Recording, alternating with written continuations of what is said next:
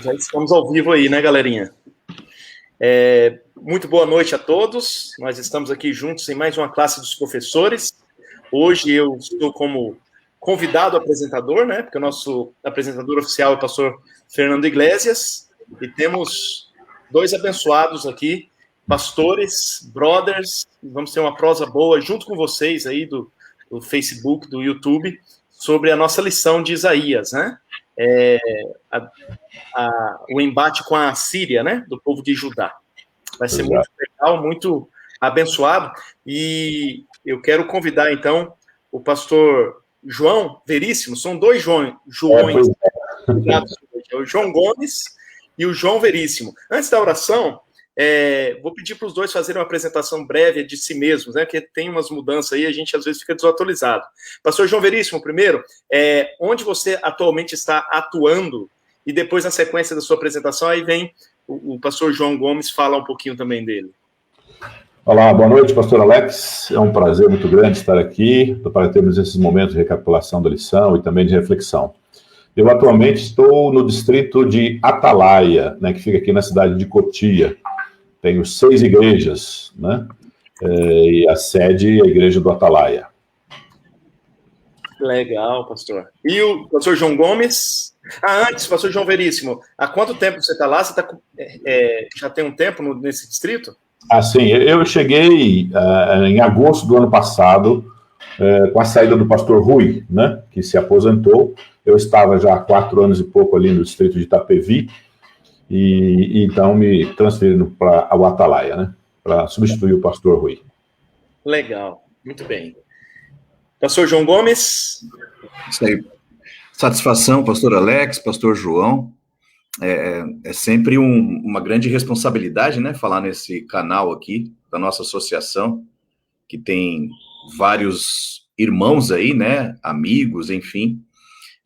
Eu também estou na mesma situação que o pastor Veríssimo. Eu acabei de ser transferido para o distrito de Alphaville, que é composto por Alphaville e Aldeia da Serra, né? Esse é o novo rebanho aí que o Senhor me confiou. E eu estou feliz da vida e animado para trabalhar com eles aí. Legal, muito bom. Pastor João, então, João Veríssimo, faça a oração inicial, então, para abençoar todos os que estão conectados com a gente no YouTube, no Facebook, e para que o Senhor nos dirija, nos direcione sobre os destaques dessa lição abençoada aí, né? Com certeza, pastor. Vamos orar, então.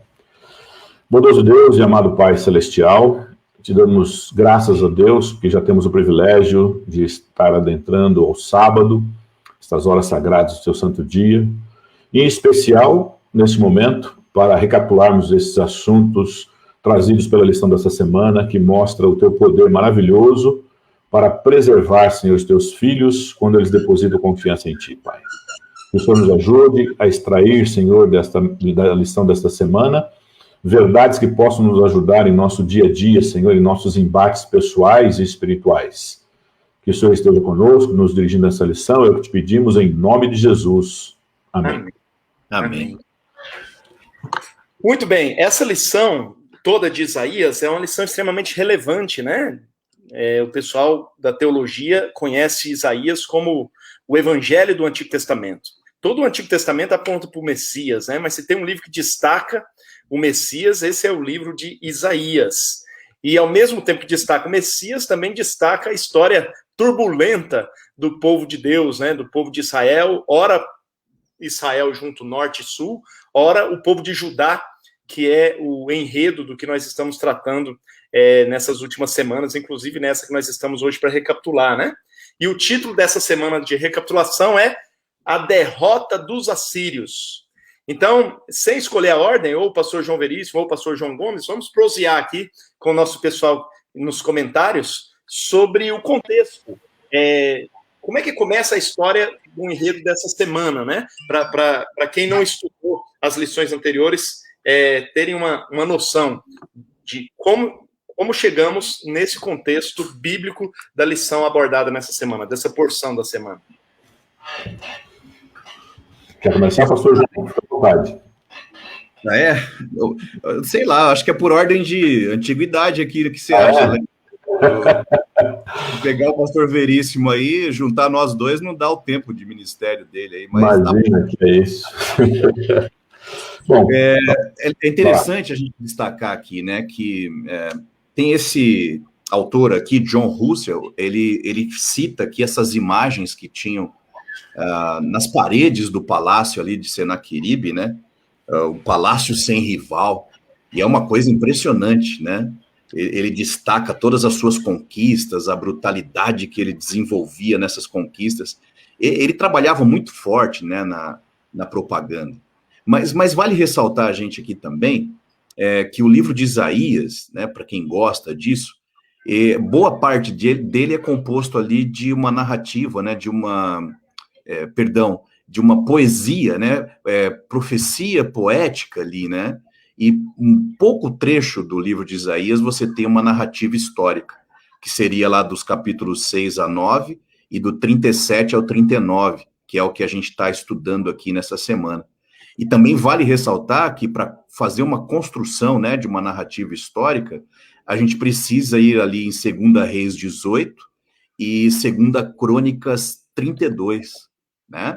Então, eu acho que como introdução, a gente vê aqui essa situação do povo de Deus aqui, nessa luta, né, com os assírios. Eu fico até com medo aqui, Alex, de repente, de entrar no domingo, assim, eu não sei como que você quer conduzir isso daqui, mas eu acho que como introdução, vale a pena isso daqui, né? Eu acho que, inclusive, essa cena que é descrita por John Russell está no Museu Britânico, né? Dessas paredes aí do Palácio Sem Rival, que esse povo assírio era tremendo, ele usava de uma brutalidade, de uma propaganda, e eles conquistaram muitos povos, né? Incluindo o povo de Deus aí, como você mesmo narrou. Ora, Reino do Norte, composto ali pelas 10 tribos, ora, o Reino do Sul ali, que era composto ali a tribo de Benjamim e de Judá, né? Então, basicamente é isso daí, só acho que serve como introdução. Legal. Lá atrás, umas semanas anteriores, a gente, antes de passar para o contexto, para a gente ir interagindo com o pessoal, o Wellington Neto está dizendo para o pastor João, agora vocês me ajudem aí, galerinha, escreva João do quê, para a gente saber de qual João você está falando, né? Mas eu imagino que deve ser o pastor João Veríssimo. Sim, boa noite, pastor João, Deus abençoe, grande apoiador da Escola Sabatina. Amém. O que o afastou, ele não tem medido esforço para reunir novamente. Graça e paz. Amém. Amém. Deus seja louvado. O pessoal ali do meu distrito, ali, Vila Guarani, né, que tem a Vila Guarani, tem o Jardim Clímax e o Parque Bristol, me saudaram também na hora que receberam a propaganda, o convite para participar dessa classe, né, e falaram, olha que coincidência, o nosso pastor com os 2 pastores anteriores do distrito. Eu não tinha parado para analisar nesse aspecto. Verdade. O pastor João também foi pastor ali na Vila Guarani, pastor? 4 anos ali, um distrito...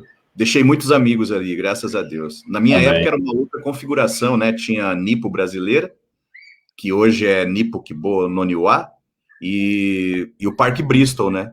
Aí depois eles tiraram a Nipo, colocaram o Jardim Maristela. Parece que não existe mais Maristela, né? O pastor Alex. Mudou o nome, né? Jardim Clímax, mas é o antigo Maristela, é isso. Uhum. Isso aí é uma abração pro povo aí. Legal. Então, vamos interagindo. A gente está de olho no que vocês aí estão escrevendo para poder ficar gostoso aqui a nossa recapitulação, os nossos destaques dessa lição, né? Mas voltando para o contexto, então, né?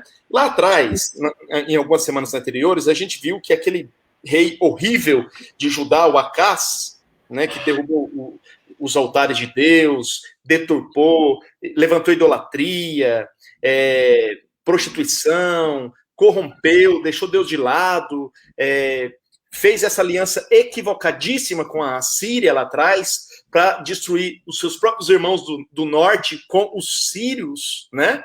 Sírios, e agora a gente dá um pulo na história e chega nesse tempo em que eles estão se dando muito mal, né? E aí o pastor João Gomes destacou aí que há até em museus evidências do poder que a Síria tomou no mundo e agora se voltando contra Judá. Lá atrás, contra os irmãos deles do norte, pouquinho tempo depois, o aliado revela suas presas e agora está se voltando contra Judá, ameaçando exterminar, né? Pastor João Veríssimo, o que você implementa dessa ideia aí? Igual o pastor João Gomes disse, vamos trabalhar uma prosa aqui, tanto que o pessoal no Facebook, no YouTube, não vamos ficar muito preso a dias, não. Vamos destacar os pontos dessa lição legal aí. Com certeza, pastor.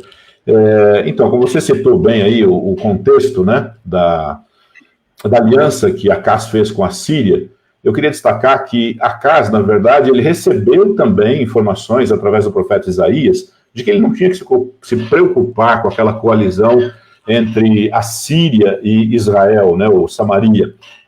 E Deus, embora ele não tenha buscado, como fez o seu filho Ezequias, Deus foi até ele para tranquilizá-lo, né? Mas ele não quis saber, rejeitou a revelação de Isaías para ele, até disse que Isaías, né, diz, pede um sinal, né? Se você não crê, pede um sinal aí, que eu vou te dar um sinal para você saber que Deus está dizendo a verdade.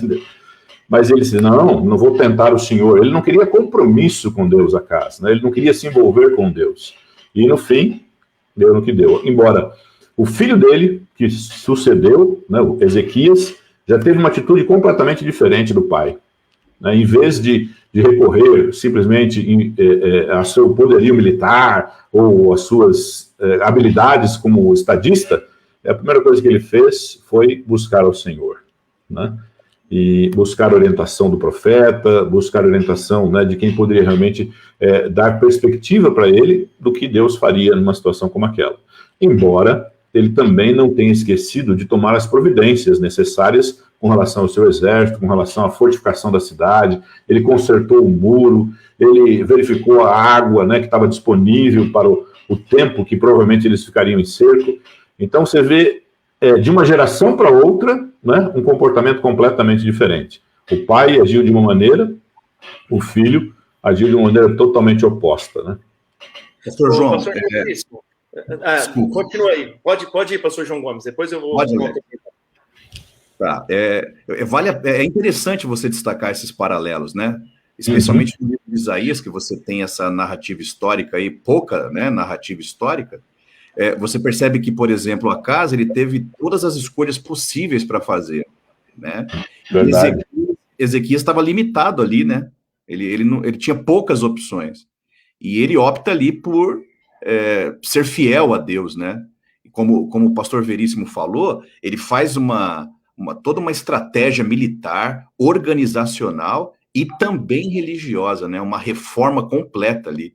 E eu acho legal... eu acho que o grande desafio nosso aqui, como, entre aspas, professores, né, é a gente aplicar isso para os nossos dias, né? E eu achei muito legal essa direção que parece que a lição quer tomar, ela fala assim, ó, se Ezequias, ele confiava tanto no Senhor, né, inclusive a lição começa lá, né, nosso manual aqui com aquela oração linda dele, né, destacada ali no verso 16 do capítulo 37, ó Senhor dos exércitos, Deus de Israel, que estás entronizado acima dos querubins, somente tu és o Deus...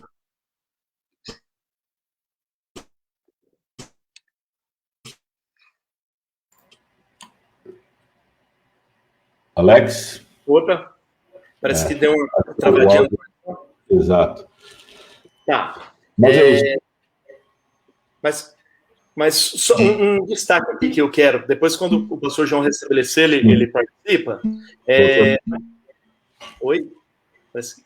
Não, tá. Tá voltando. Acho que ele está reconectando. Voltou, tá aí. Tá. Pastor João Gomes, deu uma travadinha, dá uma retomada. Rapaz, eu tô dando um azar ultimamente com a internet. Já 2 cultos meus aí foram interrompidos e... Não sei não, viu? Vou ter que orar mais, jejuar aqui, gente. Mas com essa bênção que hoje você vai ser liberto. Hoje vai ser liberto, isso aí. Então, eu não sei se... Bom, eu vou retomar aqui o raciocínio. A lição parece que ela segue uma direção, né, aplicando para nós hoje, que eu acho que vale a pena a gente debater isso aqui. Se ele tinha tanta confiança em Deus, né, como é destacado no verso 16, daquela linda oração que ele fez, por que ele fez tantos esforços, né? A lição comenta assim, as suas obras negavam a sua fé? Vale a pena a gente destacar isso aqui, né, pessoal? Porque eu vejo, assim, que muitas vezes a gente confunde, né? Eu sempre falo isso nos estudos bíblicos, a gente confunde fé com pensamento positivo, né?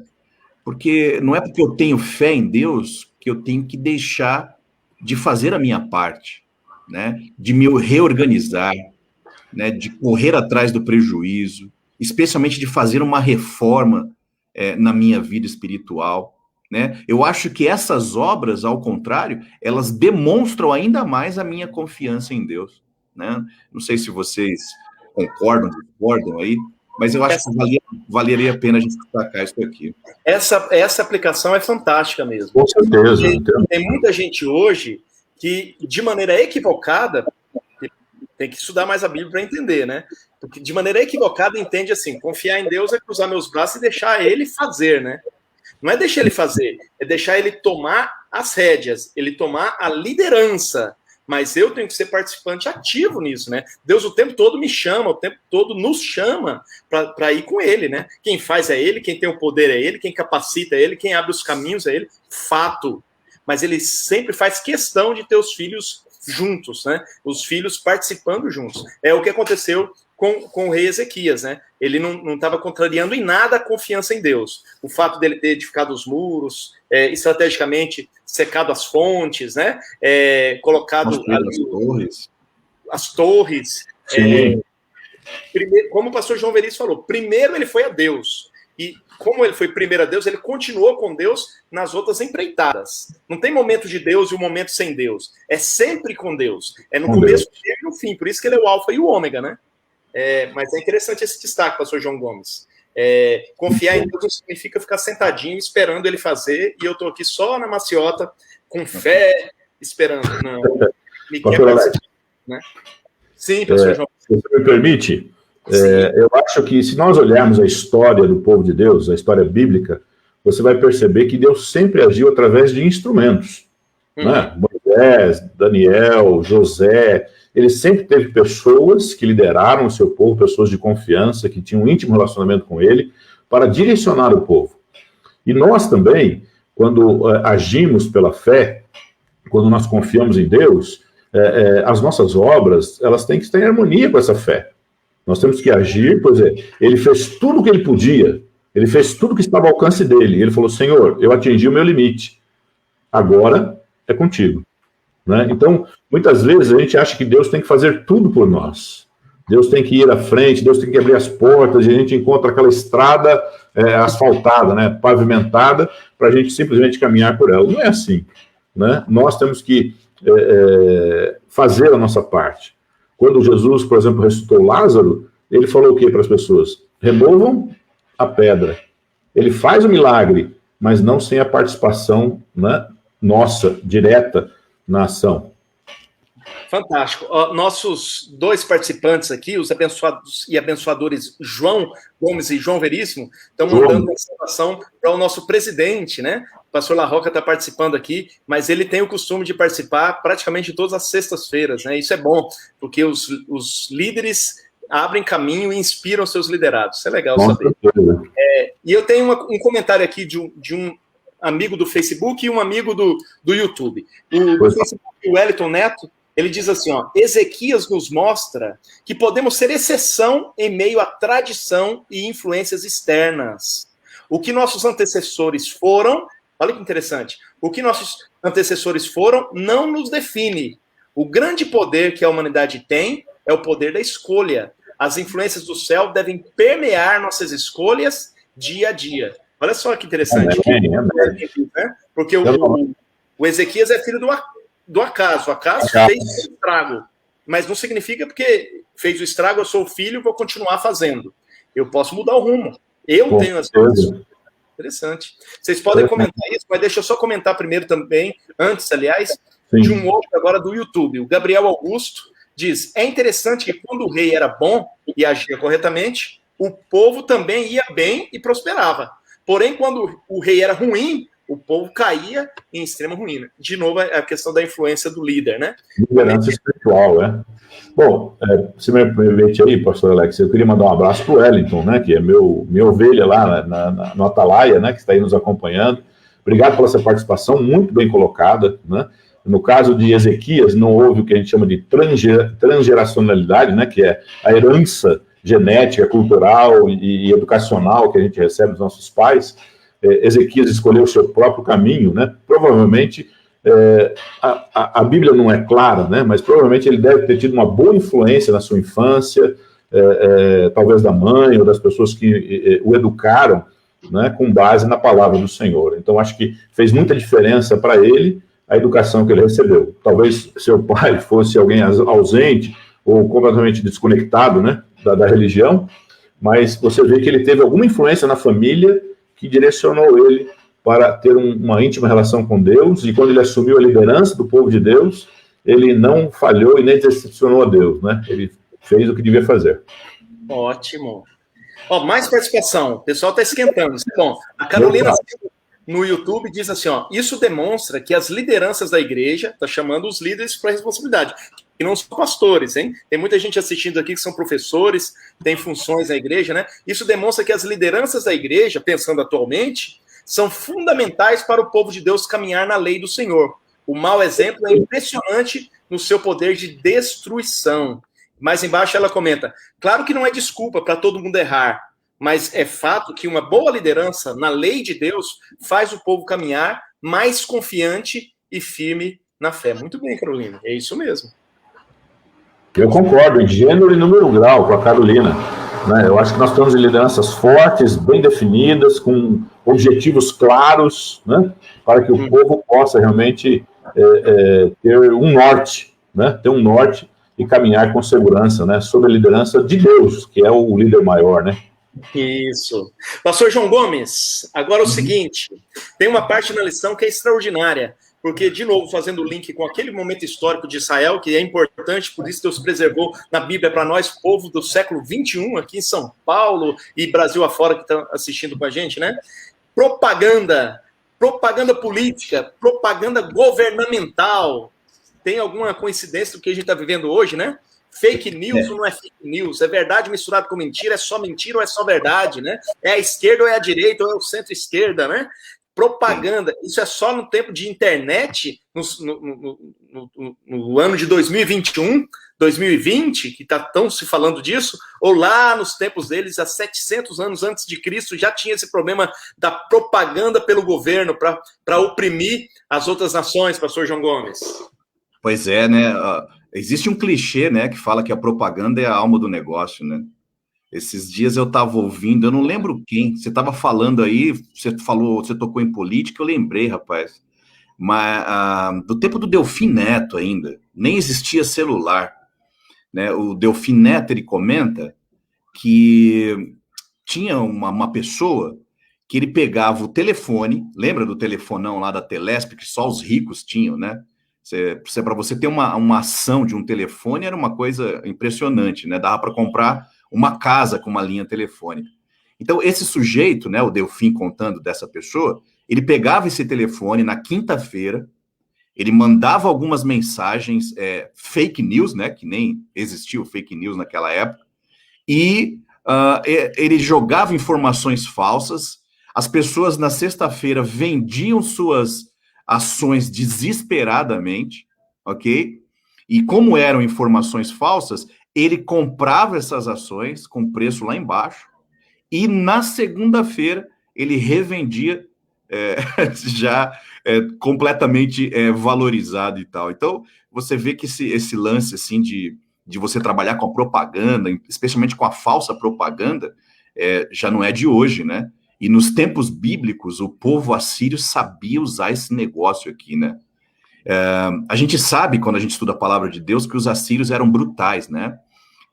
Quando eles derrotavam um povo, eles queriam fazer uma propaganda daquela derrota. historiadores dizem que eles empalavam as pessoas, né, que eram eles colocavam as pessoas em estacas penduradas ali, literalmente, que essas estacas vazavam essas pessoas, né, e aquilo repercutia de uma forma, né, e o objetivo deles com isso era, de fato, amedrontar, né, eles buscavam riqueza, poder, e não apenas a destruição, né, e nessa lição aqui é destacado muito bem, enquanto eles estavam lá sitiando, né, Laques, Sinaqueribe envia Rabsaqué, né, que era um oficial ali, para tomar Jerusalém por meio da propaganda. Isso aqui é impressionante, Alex e Veríssimo. Me permitam tirar aí a formalidade, né? Vamos falar aí como amigos, né, que nós somos realmente. Sim, com certeza. Então, assim, o alto oficial, né, esse Rabsaqué, ele vai lá e ele quer tomar Jerusalém com a propaganda. E aí ele começa, sabe? E isso aqui você começa a viajar ouvindo essa falsa propaganda, com até algumas verdades inclusas nela, né? E você começa a lembrar de outras coisas na Bíblia, né? Então, esse alto oficial aqui, ele começa a falar, e aí, vocês vão confiar em quem agora? No Egito? Esquece Egito, né? Vocês vão confiar em quem? No Deus de vocês? Vejam, veja o que a Síria já fez com os outros povos aí. Por que os deuses deles não fizeram nada? Né? E outra, eu dou 2.000 cavalos para vocês. Têm soldados para colocar nos 2.000 cavalos, destacando que o exército ali de Judá era insignificante, né, perto do exército assírio. Pessoal, isso daqui abalou com as estruturas ali, até mesmo de Ezequias, né? Ezequias. Impressionante. Imagina esse negócio aqui, né? E o que me chama a atenção é que ele cita verdades ali. Se vocês lerem, né, Isaías capítulo 7, você vai ver que, inclusive, ele fala, depois de todos os argumentos, eu acho que o ápice da propaganda dele foi o seguinte, quando ele fala ali que os assírios eram enviados pelo Deus de Israel. Não, vejam, e outra, nós somos enviados pelo Deus de vocês. E ele não estava mentindo. Quando você lê Isaías capítulo 7, lá o profeta fala que os assírios seriam enviados no futuro. Olha que coisa tremenda, né? Então, quando eu leio isso daqui, eu fico imaginando momentos da minha vida em que eu me senti desesperado, né? Sabe, com falsas acusações, com notícias. Vamos trazer para os dias de hoje, né?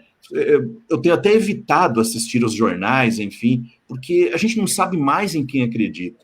Está tudo carregado de ideologia. Eu era assinante de jornais, de revistas, eu cancelei um monte de assinaturas, sabe? Porque você não sabe até que ponto aquilo é verdade, até que ponto aquilo é para derrubar o presidente. Aí, por outro lado, você vê lá o presidente falando um monte de coisa que você não sabe se tem 100% de fundamento ou não. Pessoal, se a gente não seguir o exemplo aqui de Ezequias, né, de uma reforma, de uma comunhão mais íntima com Deus, essas propagandas vão abalar nossa estrutura e, consequentemente, nossa vida espiritual. É isso mesmo. Olha, mesmo. A Mariusa está destacando aqui no comentário no Facebook meias verdades, né? E a Nádia, também no Facebook, Nádia Pinciotti, diz, o Rabsaqué estava representando Satanás, tentando confundir o povo com meias verdades. E aí a Luciana Machado, as palavras têm poder e por meio delas podemos influenciar pessoas ou para o bem ou para o mal. E a gente viu isso muito bem aplicado ali pelos assírios, né, através desse mensageiro oficial aí, o Rabsaqué, né? Ô, pastor João Veríssimo, parece que a gente estudou da lição, que isso mexeu com Ezequias, isso mexeu com o povo de Israel, e com o povo de Judá, e parece que mexeu até com Deus. Deus reagiu a essa provocação. Eu acho que com essa o rei da Síria não esperava, né? Nem o seu propagandista. Como é que foi isso, pastor João Veríssimo? Pois é, pastor Alex. Aqui é um ponto interessante, muito interessante, quando você citou ali o abalo na vida de Ezequias e do povo de Judá. É óbvio, né? Esse é o conflito da fé com a realidade. Rabsaque, ele não disse mentiras quando ele falou que o rei da Síria, o seu senhor, havia destruído 46 cidades no caminho até Jerusalém. Havia sido bem sucedido em todas as campanhas que ele empreendeu, tomando cidades fortificadas, destruindo essas cidades, recolhendo seus despojos, e agora ele chegou em Jerusalém. E ele falou assim, bom, Deus me trouxe até aqui, como citou bem o pastor João Gomes, né? Deus me trouxe até aqui, por que vocês vão confiar agora em Deus? Né? Ele que está me usando para punir vocês. Porém, né, claro que tudo tinha limites. Né? Ele foi, sim, um instrumento de Deus para executar o seu juízo sobre Israel do Norte, que havia se demandado em idolatria desde Jeroboão, né, quando houve a divisão das tribos. Jeroboão mergulhou as 10 tribos do Norte em idolatria, e conforme a aliança que Deus tinha com o povo, ele enviou, né, a espada, a fome e assim por diante. Agora, o ego, né, de Senaqueribe estava inflado por tantas vitórias, tantas campanhas bem-sucedidas. Por que esta cidade de Jerusalém resistiria ao seu exército, ao seu poder ou às suas estratégias de guerra? Né? Então é interessante, quando nós, por exemplo, estamos em situações em que o inimigo nos cerca de muitas formas, no trabalho, na faculdade, como o pastor João citou aí, são notícias falsas, são difamações, são coisas que abalam a nossa estrutura como pessoa, né? Onde está a nossa confiança? Mesmo em meio a essas circunstâncias tão difíceis que a gente enfrenta no dia a dia, né? Se nós vamos buscar a Deus, como fez Ezequias, vamos dobrar os nossos joelhos e clamar a Deus por proteção, por direção, por segurança, né, espiritual e emocional também. É claro que eles estavam com medo. O perigo era real. Milhares de soldados estavam ali, 185 mil foram só mortos pelo anjo. Estou antecipando já um pedaço da lição, né? Mas era um exército real, que estava cercando a cidade. Então era uma situação real. E no que nós vamos crer? Na realidade ou em Deus? O que Deus pode fazer para nos proteger, como ele fez com Jerusalém? Né? Quanta coisa rica para a gente aprender dessa história de Judá lá atrás para nós, o Israel de hoje, né? A Carolina Silva no YouTube diz, Rabsaque me lembrou muito o faraó do Egito. Ambos afrontaram diretamente ao Senhor. Foi uma ousadia bem grande dos dois, né? E horrível. É incrível como o orgulho e a arrogância cegam a gente. Eu acrescento ao comentário da Carolina. Inclusive, cegam diante da pessoa de Deus, né? A gente tem um pouquinho de poder, já acha que é alguma coisa e já acha que pode ficar acima de Deus. Lúcifer já tentou isso, né? Faraó também. O Senaqueribe também. A história vai se repetindo, né? O Gabriel Oliveira... O poder sobe para a cabeça, né, pastor? O poder sobe para a cabeça. E sempre sobe para a cabeça. Muitas pessoas são colocadas em posição de poder, né? Muitas vezes se perdem porque não sabem lidar com o sucesso, né? Ao invés de se manterem focados, né, na tarefa ou no objetivo e continuarem dentro da sua humildade, né, se relacionando com, vamos dizer assim, com destreza, né, com seus liderados, muitas pessoas não têm essa habilidade. Mas tudo isso é insuflado pelo rei do orgulho, né, que é o inimigo. Isso mesmo. O Gilberto Monteiro, da Rocha, no YouTube, ele comenta, Senaqueribe fez a propaganda dele mandando seus oficiais falarem para Ezequias, sou forte, derroto todos, mas ele não contava com um defensor tão forte, muito mais forte do que ele, que é o Deus de Judá, que é o nosso Deus, né? Aí a Marilza destaca no Facebook, uma grande crise pede um grande milagre. Olha, legal. O Gabriel, eu acho interessante que Rabsaque menciona que os deuses das nações que foram derrotados não livraram eles das mãos dos assírios, e não seria o Deus de Israel que os livraria. Só que aí deu no que deu e ele concluiu de perto que esse era diferente, né? Antes ele destruiu, mandou queimar os outros deuses. Esse aí ele não conseguiu, não. Aí quem foi destruído, a história mostra que não foi Deus. Com certeza. Deus foi desafiado. mas aquele que o desafiou, né? O próprio rei e os seus soldados. Pastor João Gomes, você quer falar um pouquinho desse contexto aí, para a gente continuar essa prosa com a galerinha que está conectada aqui, legal? Eu achei legal quando a lição fala assim, né? Abalado, mas não abandonado. Isso aqui é para grifar, né? E é aquelas frases de impacto, né? Retórica, assim, né? Num sermão. A Bíblia diz que o povo e o rei ficaram tristes e rasgaram as vestes, né? Então, não é aqui que a gente vai, sabe, sair por aí pisando em cacos de vidros, tomando veneno de serpente, né? Porque isso aí a gente está caminhando na direção do fanatismo.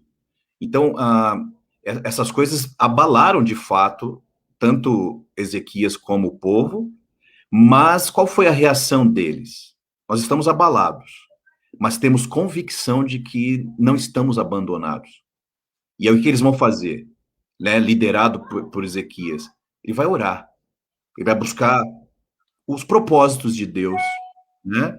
E aí eles passam, através disso e dessa palavra encorajadora do próprio Ezequias, a terem convicção de que Deus estava ao lado deles, né? E através do profeta Isaías vem uma mensagem simples, mas poderosa, né? Que aonde o profeta fala o seguinte: eu vou mandar um rumor que vai fazê-los desistir. Só isso, né? Eu fico imaginando aqui o seguinte: a gente, né, nós como seres humanos, a gente fica esperando aqui uma baita de uma resposta de Deus através do profeta, né? Uma coisa toda complexa ali para nos encorajar. Mas aí o profeta, na sua simplicidade, que é uma característica de Deus, né? Ele fala o seguinte: ó, fica tranquilo, porque eu vou mandar um rumor e esse rumor vai fazê-los desistir. Isso aqui faz com que o povo confie ou não em Deus. Sim, sim, não, não. Bênção, maldição. Porta estreita, porta larga, né? Então, eu estou abalado, eu estou sofrendo. Né? O cenário é totalmente desencorajador.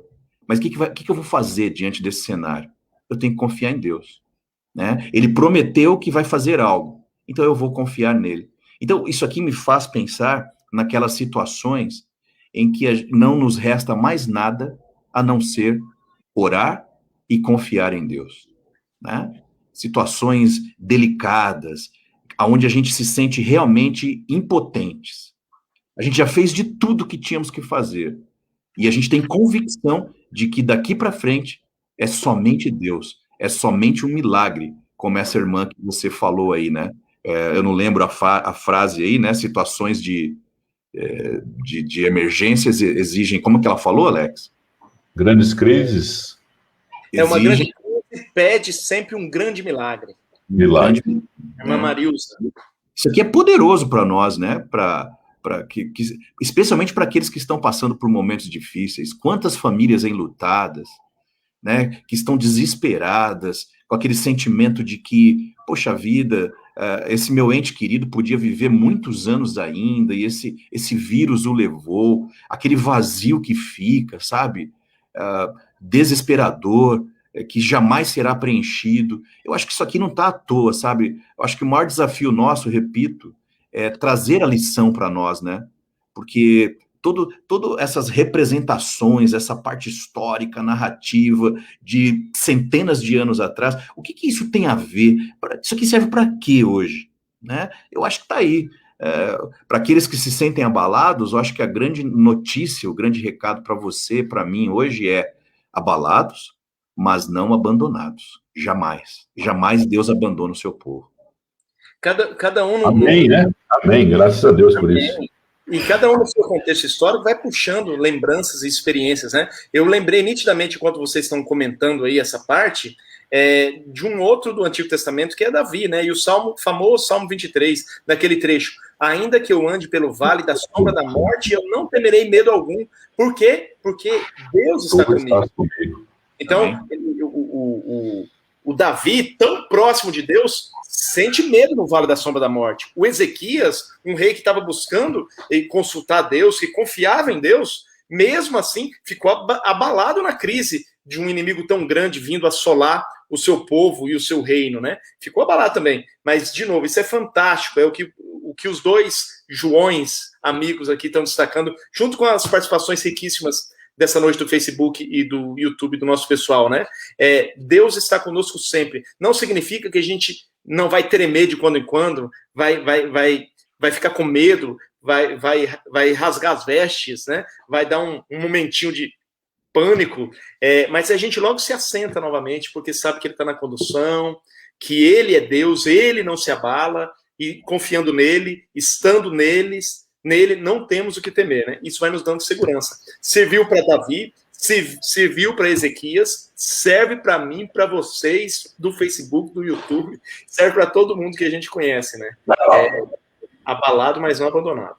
Pastor Alex. Sim. Isso me trouxe à memória, né, alguns trechos do Salmo 91, né?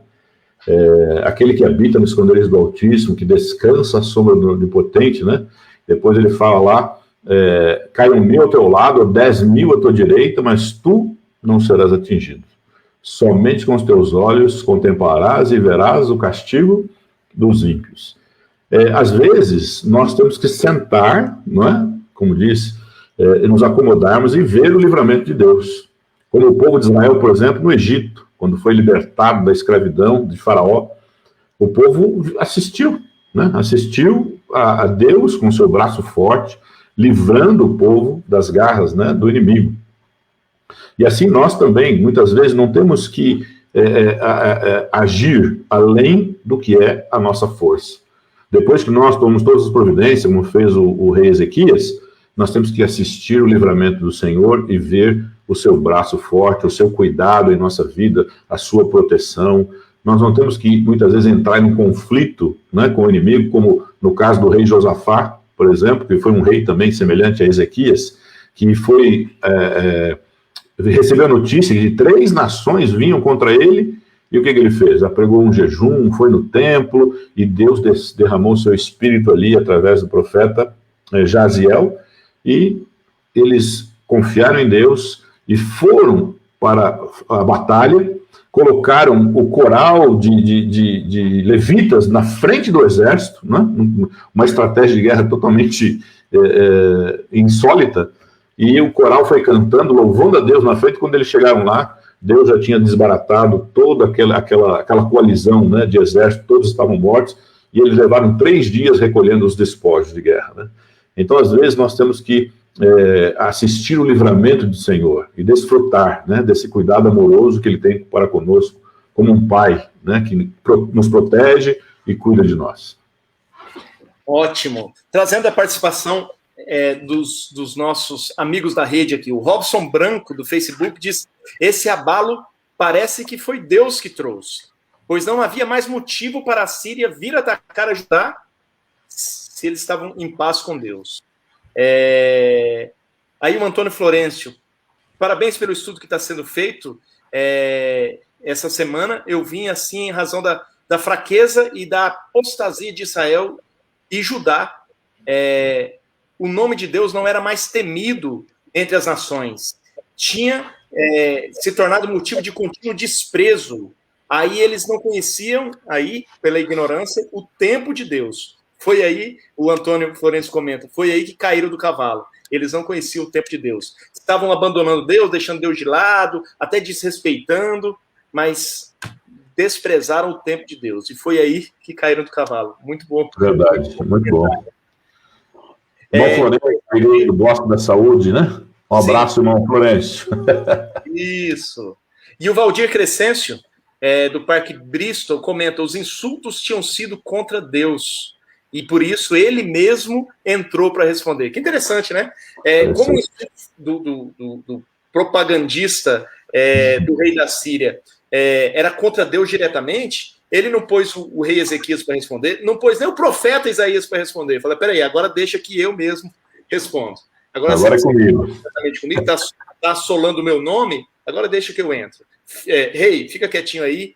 Profeta, fica quietinho aí, deixa eu falar uma coisa para eles. E aí, deu no que deu, né? E a gente tá falando muito do deu no que deu, mas vamos comentar? O pessoal tá afiado aí, por esses comentários a gente vê que o pessoal tá estudando a lição, essa turminha que participa. Maravilha. Bênção, né? Mas o que aconteceu depois, então? Tá bom, eles fizeram essa propaganda, amedrontaram o rei Ezequias e Israel ficaram abalados, porém não abandonados, porque Deus entrou na história, entrou na conversa. E aí o que Deus fez, hein? Apareceu um anjo, operou alguma coisa com os soldados, depois com o rei. Conta aí um pouquinho os amigos Joões da noite aí. Vai lá, Josué. A gente, da mesma forma que a gente não sabe por que Ezequias se rebela, a Bíblia não entra em detalhes, né? A gente tem algumas evidências aqui de que, como Senaqueribe era um propagandista, ele interrompe a história, né? Você percebe que não existem textos nem quadros que afirmem que ele houvesse tomado Jerusalém, né? Ele destaca 46 cidades fortificadas, ele sitiou Jerusalém, tem até um autor que fala que ele destaca que ele deixou Ezequias prisioneiro, né, em Jerusalém, como se fosse um pássaro em uma gaiola, né? No entanto, não tem relato de que ele tenha destruído. E aí, quando você vê a história do povo assírio, quem se rebelava contra eles, pessoal, era morte na certa, mas antes da morte, uma tremenda tortura, com toda certeza. Sofrimento, né? Sofrimento, e se houvessem câmeras, eles fariam exatamente como... você tem aí um grupo de fanáticos, né, no Oriente, aí, que eles usam dessa mesma... Estratégia, né? Brutalidade, estratégia, eu esqueci o nome deles lá no... O ISIS, o Estado Islâmico. Estado Islâmico. Exatamente, né? Eles filmam o que eles fazem, como eles torturam a pessoa antes de matá-la, né? Os assírios eram basicamente era isso daí, ou até pior, né? Então, como você tem essa omissão tanto de quadros como de relatos, ela é uma coisa incrível, né? Porque, como eu disse, aqueles que se rebelavam contra a Síria era a morte certa, né? E aí você também não tem lá no Palácio Sem Rival nada pintado nas paredes ali. Pessoal, a lição destaca muito bem aqui, ó, que se não fosse pela graça de Deus, essas figuras, como a gente viu lá no Palácio Sem Rival, na introdução da lição, elas teriam mostrado Jerusalém, né? Senaqueribe, ele não conta o restante da história, mas a Bíblia conta. E aí, é por isso que a gente precisa fazer um paralelo lá com o livro de Crônicas, né? 2 Crônicas 32, 2 Reis 18, porque a Bíblia conta o restante da história, né? E como a Marilza, né? Um abraço para ela, lá da Vila Guarani, uma grande crise exigiu esse grande milagre aqui da parte de Deus. E eu não sei se as pessoas perceberam, mas se eles destroem aqui Judá, Ezequias, tirassem Ezequias do caminho, eles estavam comprometendo a futura vinda do Messias. Então tinha muita coisa em jogo aqui. Sim, verdade. Muita. Aqui nós vamos para o conflito cósmico, né? Para aquele conflito que se origina lá no céu e envolve a terra. Então tem muita coisa envolvida aqui, e com isso ele poderia impedir o nascimento do Messias através do povo, né, de Israel, que era um cumprimento de profecia, né? Mas nós vimos aqui, através de um anjo, 185 mil soldados mortos, né? Senaqueribe volta lá para Nínive, né? Humilhado. Obrigado a voltar, e aí Deus mantém a esperança viva. Isso aqui, pessoal, é de arrepiar, né? Isso aqui é de fortalecer a nossa fé de um jeito, assim, poderoso. É interessantíssimo e riquíssimo, né? Para a gente aplicar, perceber a direção de Deus, mesmo diante das crises, né? Olha só, num momento, Deus enviou um anjinho só, um anjinho dele. Um anjinho só, é verdade. E ele matou quantos 185 mil. 185 mil, um anjo. E é interessante que o João Veríssimo falou há pouco nessa relação, o João Gomes também destacou, né? A questão de que a gente tem que trabalhar a favor de Deus, colocando ele em primeiro lugar e ele na direção e não nós, mas a gente tem que fazer. Só que cientes que a maior parte, e a parte mais importante e relevante, não é a nossa, é a nossa, dele, com certeza. Precisou, ele deixou os filhos participarem. Eu tenho 2 pequenos, né? Eu tenho um filho de 3 e um filho de 8, e eles amam ajudar o pai, ajudar a mãe, se sentem úteis, e a gente fica todo orgulhoso com eles também. Mas como são pequenos, significativamente, a ajuda não é tão grande, ela é mais afetiva, emocional, né? E é o que Deus faz com a gente, né? Ele põe a gente para reconstruir um pedacinho do muro ali, para secar umas fontezinhas de água ali, e a gente fica todo entendendo que está participando. Verdade. E Deus, como paizão, olha pra gente também feliz do outro lado, fala lá, ele acha que tá me ajudando. E eu tô curtindo isso também, ele tá curtindo, eu também tô, porque eu sou o pai dele, eu sou o Deus deles, né? E aconteceu esses dias, porque olha, eles participaram, né? Ezequias foi lá no altar, consultou o profeta Isaías, se entregou a Deus, chamou o povo para o compromisso, construíram os pedacinhos do muro, secaram as fontes, mas um anjinho do Senhor só, que entrou em ação por ordem dele, foi lá 185 mil mortos, né? E os outros que sobreviveram acordaram assustadíssimos de ver aquele tanto de defunto do povo deles ali, do exército deles mortos, e saíram na braquiária, né? Saíram desesperados ali, covardemente. Os valentões, um anjinho em ação, se tornaram em grandes covardes, amedrontados e fugitivos, né? Esse é o nosso Deus se evidenciando o tempo todo nas ações. Isso é fantástico. E esse Deus lá de trás é o Deus que está com a gente hoje, né? Amém. E o João Gomes destacou um negócio interessante que a lição mencionou também, né? A gente tem que exercitar um pouco a mente para ir além do texto, né? E a lição puxou esse desafio para nós. Vocês já pararam para pensar se a Síria estava destruindo todas as nações parecidas, até em tamanho com Judá, e podia ser mais um Judá ali destruído, um tapinha da Assíria. Só que se isso acontecesse, Deus continuaria sendo Deus. Mas e a promessa dele lá, que Jesus viria de Judá? Porque, como o João Gomes destacou 2 vezes hoje nos comentários, né? Quando a Síria entrava no esquema, era para arrebentar mesmo, não sobrava. Então, verdade. Se entrasse ali com Judá, como ele entrou com as outras civilizações, como entrou com Israel do Norte, que se dissolveu, Judá também ia ter se dissolvido, não haveria mais judeus um tempo depois, nem nos dias de hoje, nem nos dias até Jesus. E como verdade. Que a promessa seria que ele viria dos judeus, né? Olha o cuidado dos detalhes do grande regente da história, mesmo dando um espacinho para mostrar as consequências para o inimigo atuar, mas é sempre um espacinho limitado, porque quem rege a história é esse grande Deus, né?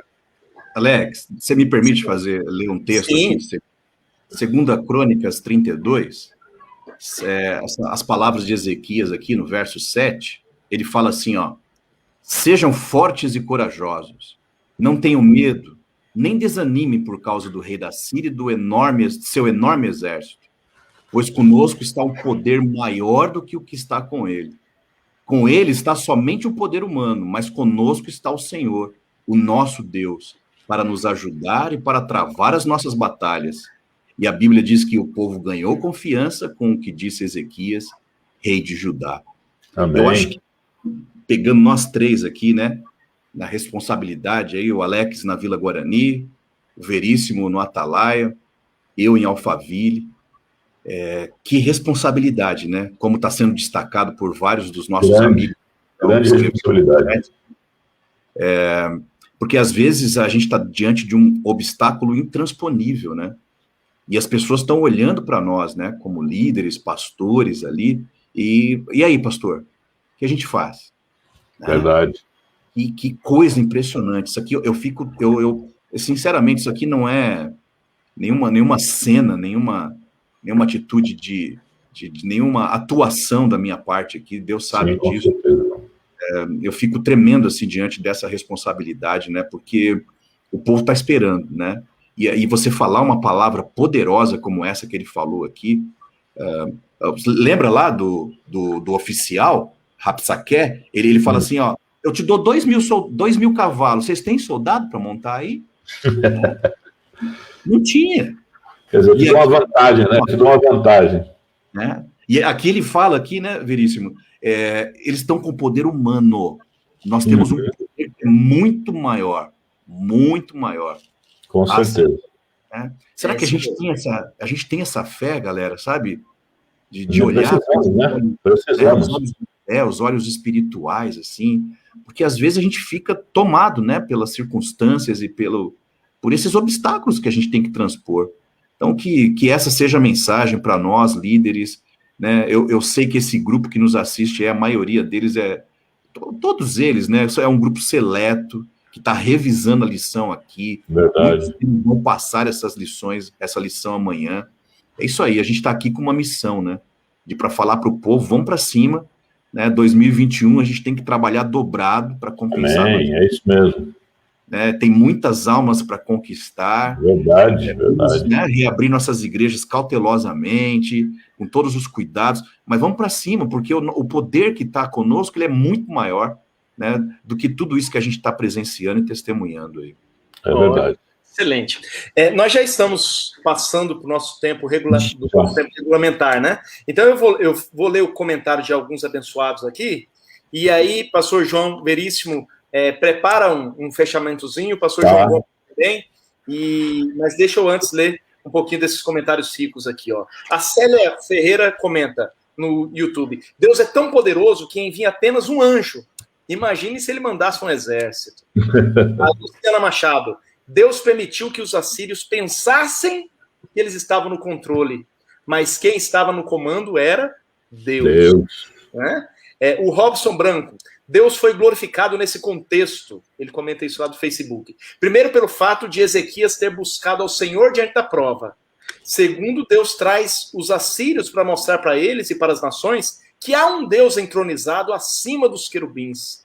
Temos um texto similar em Ezequiel 39, 1 e 2. Tu, pois, ó filho do homem, profetiza ainda contra Gog e dize: assim diz o Senhor Deus, eis que eu sou contra ti, ó Gog, príncipe de Ros, de Mesaque e Tubal. Fartiei que volvas e te conduzirei. Fartiei subir, e aí vai o texto, né? Aí a Nádia faz uma pergunta. Pastores, a Nádia Princiotti, por favor, tirem uma dúvida. Esse anjo do Senhor, aí de Isaías, mencionado no contexto, que foi enviado e derrubou 185 mil soldados assírios, era Jesus? Porque quando a Bíblia diz anjo do Senhor, geralmente se refere a Jesus, né? De repente, no comentário final de vocês, vale uma pesquisa mais detida, né? Mas pelo que nós acreditamos, Nádia, é isso mesmo. Jesus aparecia nos dias do Antigo Testamento de algumas formas, e uma delas como anjo do Senhor. E com tanto poder impressionante, assim, um simples momento, nos dá evidências fortíssimas de que era realmente o nosso Messias, né? Pastor João Veríssimo, seus finais, depois o pastor João Gomes nas suas também. Ok, pastor. Eu queria destacar aqui dessa lição que essa história está aqui registrada para que nós possamos compreender, né, que, como disse o pastor Alex, pastor João, e você também tem experimentado em sua vida, Deus está no controle das coisas, embora muitas vezes não pareça. Né? Às vezes um exército de demônios bate na sua porta e tenta te destruir espiritualmente, moralmente, emocionalmente, afeta a tua família, teu trabalho. E é claro que todas essas ameaças são reais. Né? A lição conclui ali dizendo que Satanás queria destruir Ezequias. Tanto é que ele fez Ezequias ficar doente depois, uma doença mortal. Mas ele não conseguiu, né? Porque Deus era o protetor de Ezequias, assim como Deus é o seu protetor. Então não importa quantos estão do lado deles, 185 mil, 185 milhões, 200 milhões, como diz lá em Apocalipse, né, na sexta trombeta, Deus está conosco. O Deus de Israel é o nosso guarda, ele não dormita, ele não perde você de vista, ele acompanha a sua vida 100% do tempo, ele sabe das suas lutas, ele sabe das suas angústias, ele partilha com você as suas alegrias, e você tem que enxergá-lo na sua vida, na sua experiência diária. Né? Nós não deveríamos atravessar um dia sequer sem buscarmos a presença de Deus, buscar a sua força para atravessar aquele e todos os outros dias. A prova está aqui, nessa história, que Deus é o guardião do seu povo. Se nós descansarmos, né, nesta fé, nesta certeza, nós não temos que temer nada quanto ao futuro, nem quanto ao presente, e muito menos do passado. Porque o nosso Deus prometeu que estaria conosco até a consumação dos séculos. E Ele está no meio de nós. Amém. Maravilha, pastor João Veríssimo. João Gomes. É tanta coisa aqui nessa lição, né? Impressionante. Verdade. Eu queria destacar o que está falando no finalzinho aqui, porque esse negócio aqui, sabe, mexe comigo. Eu lembro de vários personagens aí da palavra de Deus. Elias lá, né? Depois de derrotar um monte de profetas de Baal, ele fica com medo de Jezabel, fica com depressão lá. Você não entende essas coisas. E aí a Bíblia diz, né, que teve um milagre ali, né, que Deus faz o sol retroceder, não foi isso? Né? Isso chamou a atenção dos babilônios, que eles queriam, a Babilônia fazia de tudo para derrotar a Síria, e isso chama a atenção deles, né? Merodach Baladã, ele envia mensageiros ali, porque eles viram que aconteceu alguma coisa, tá? Eles prestavam muita atenção nisso, e aí essas pessoas chegam lá, era o momento de Ezequias exaltar o nome de Deus, né, de uma forma poderosa, grandiosa, e quem sabe até se unir aos babilônios ali para derrotar a Síria, uma grande chance. Mas aí o que esse camarada faz, gente? Depois de todas essas reformas que ele fez, depois dessa oração poderosa, depois dessa palavra encorajadora que ele dá para o povo, ele começa a mostrar as suas riquezas. É um absurdo, né? Eu lembro de um texto que o apóstolo Paulo, né, indo lá para o Novo Testamento, ele fala: os que estão em pé, cuidado para que não caiam. Então, meus irmãos queridos, eu acho que isso daqui é poderoso, porque a gente tem que estar atento o tempo todo, especialmente quando a gente está muito bem, prosperando profissionalmente, né? Sabe, até mesmo na igreja, cuidando de grandes igrejas, né, servindo a Deus, indo, sei lá, departamentos e aquela coisa toda. Cuidado, tempo todo. Vigiar e orar. E nunca se esquecer que toda honra e glória sempre será para o nosso Deus Todo-Poderoso. Sempre. Acho que isso aqui, é a grande lição aqui. Isso aqui mexe comigo. E que Deus nos abençoe e tenha misericórdia de nós. Amém. Eu tô com o meu filhão aqui comigo aparecendo, porque ele estava aqui o tempo todo, desde o preparo, agora até queria participar da live assistindo e tal, e tá aqui um discípulozinho também, que Deus faz grande, né? Assim como todos aqui que têm família. O meu filho canino quis aparecer também aqui, eu tive que desligar o microfone. Também tem esses, né? Ó, deixa eu fazer uma leitura de 2 participantes aqui, e aí o pastor João Gomes vai fazer a oração final, tá? Porque aqui dava para mais 2 horas brincando aqui da gente conversar do conteúdo riquíssimo dessa lição, né? Mas ainda a gente tem amanhã nas igrejas, nas nossas classes, essa prosa continua, né? Mas olha só, o Antônio Florencio chama a nossa atenção, diz assim, ó: pastores, lembre-se do ditado que quem mexe com o filho, mexe com o pai. Foi o que aconteceu nessa história, né? Mexendo com Judá, mexeram com Deus de Judá. E o Gustavo Arruda destaca assim, ó: Davi falou frente a frente com o gigante: você vem com escudo e espada, e eu venho pelo Senhor, né? Fez toda a diferença, né? E tem vários outros comentários aqui, fiquei feliz, porque muitos comentários, nem deu para ler todos, mas o pessoal interagiu aqui legal, tanto no Facebook como no YouTube. Louvado seja Deus, e bom, porque amanhã continua na Escola Sabatina na igreja, e todas as sextas continua a nossa classe aqui também. Amém. Né? Pastor João Gomes, abençoa esses já abençoados aí que participaram com a gente essa noite. Valeu. Pastor Veríssimo, beijão aí, saudade, viu, grandão? Valeu, amigão. Um abraço aí para você, a família. Pastor Alex. Pastor Alex, ó, substituiu Fernando Iglesias, ô louco. Mandou bem, olha. Mandou bem, sim, com certeza. Vamos orar. Vai para o final, então, para nós, pastor João Gomes. Deus Todo-Poderoso, louvado seja o Senhor, Pai. pelo cuidado, pelo carinho. Mesmo quando o Senhor nos permite sermos abalados, o Senhor nos dá a convicção de que jamais estaremos abandonados, de que seremos abandonados. Verdade. Tudo podemos naquele que nos fortalece. Amém. Implanta, Pai, essa convicção, essa fé no coração e mente dos seus filhinhos. Amém. E eles entendam que, por mais que eles não enxerguem, mas que eles entendam que nenhum poder humano, por maior e mais poderoso que seja, é capaz de destruir aquele que está ao nosso lado, o Deus Todo-Poderoso, o Deus de Israel. Amém. Toma-nos em seus braços, Pai. Nos dê uma boa noite de descanso, um despertar feliz no seu santo sábado, na sua presença. Nos entregamos em suas mãos e oramos em nome de Jesus. Amém. Amém, Senhor. Boa noite, bom sábado. Boa noite. Feliz sábado a todos aí, um abraço grande. Um beijo a todo mundo. Abração. Maravilha.